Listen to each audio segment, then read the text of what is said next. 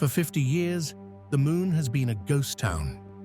The footprints we left in the dust of the Sea of Tranquility have sat undisturbed, frozen in time, waiting for a return that never came.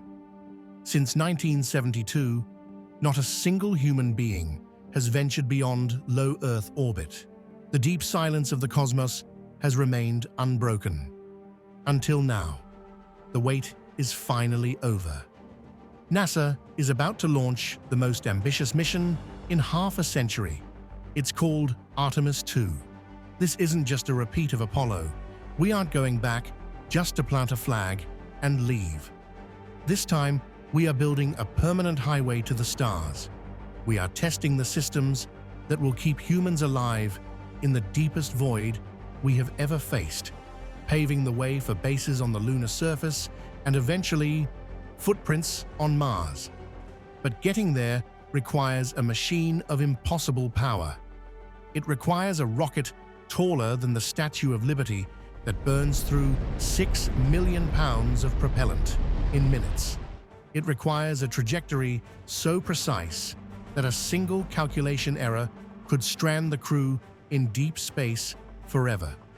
We are returning to the moon. But how?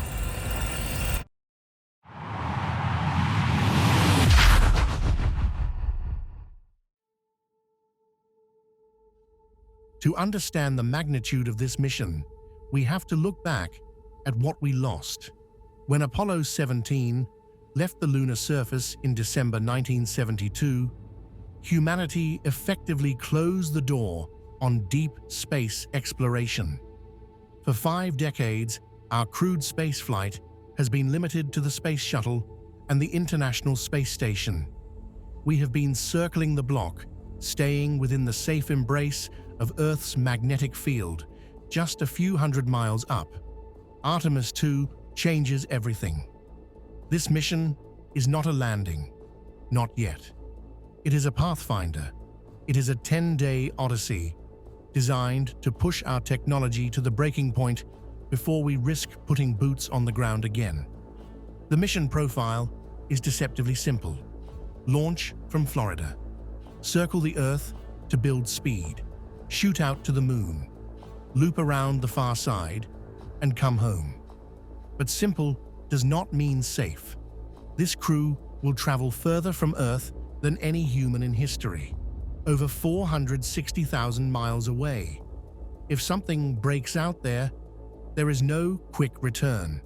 There is no rescue team. They are on their own. And to get them there, NASA has had to build a monster.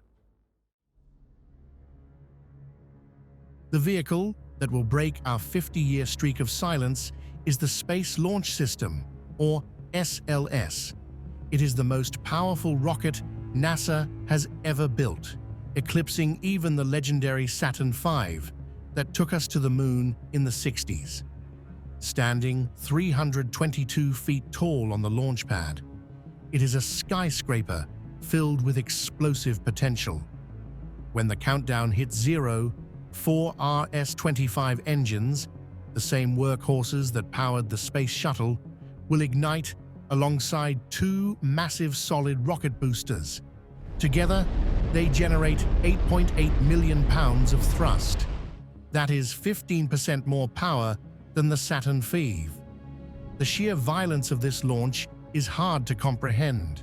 In just 8 minutes, the SLS will burn through over 700,000 gallons of liquid hydrogen and oxygen, accelerating the crew from a standstill to 17,500 miles per hour.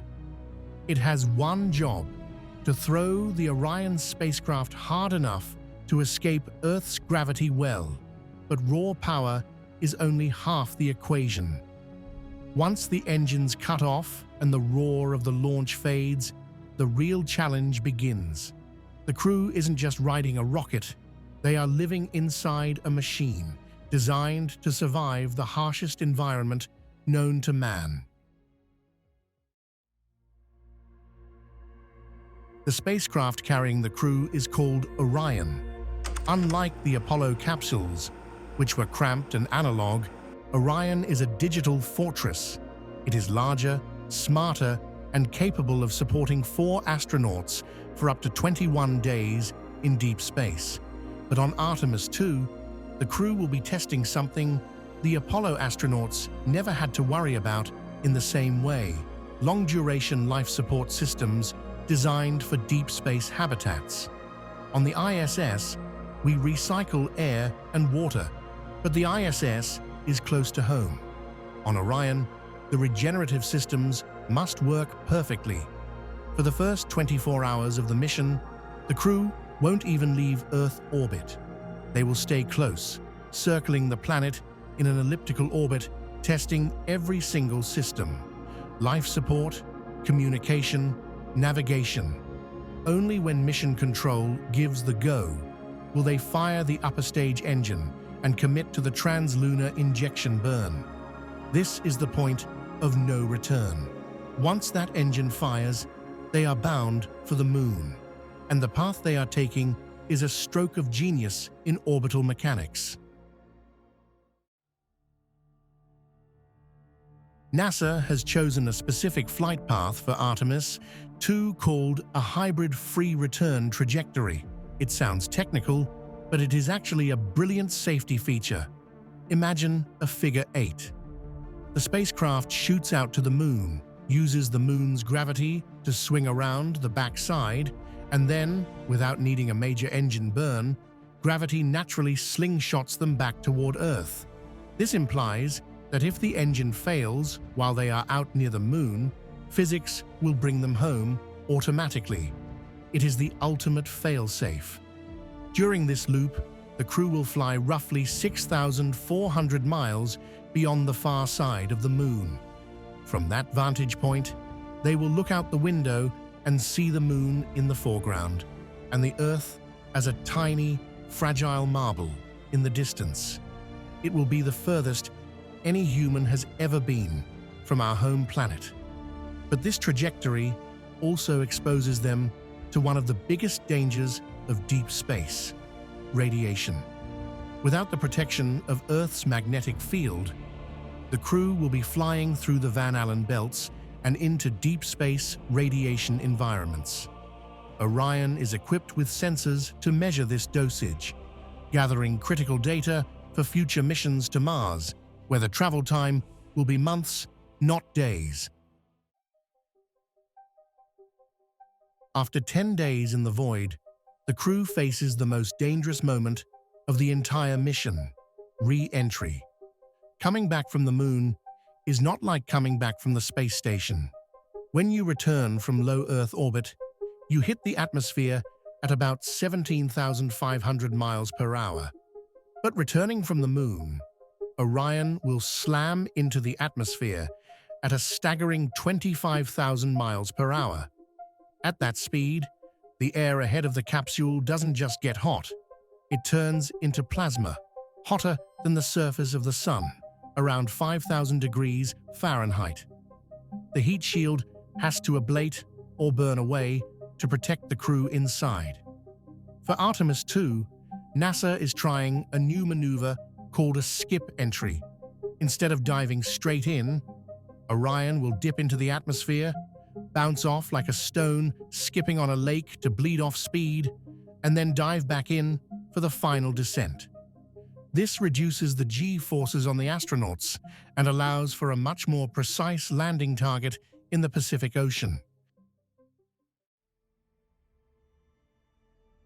When those 4 main parachutes deploy and Orion splashes down, it will mark the end of a 50-year wait. Artemis II is more than just a test flight.